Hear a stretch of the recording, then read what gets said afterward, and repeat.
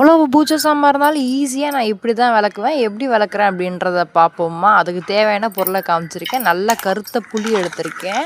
அப்புறம் பார்த்தீங்கன்னா, இந்த பூஜை சாமான் தேய்க்கிறது இருக்குல்ல, அந்த பவுட்ரு கொஞ்சோன்னு கொட்டிப்பேன். அப்புறம் எப்பயுமே பார்த்தீங்கன்னா, தேங்காய் நார் இருந்துச்சுன்னா அதை தான் வச்சு யூஸ் பண்ணுவேன். ஸ்டீல் நார்லாம் வச்சு நம்ம யூஸ் பண்ணோம்னா, அந்த முகம், சாமி ஃபேஸ்லாம் தேஞ்சிரும் அப்படின்னு சொல்லுவாங்க.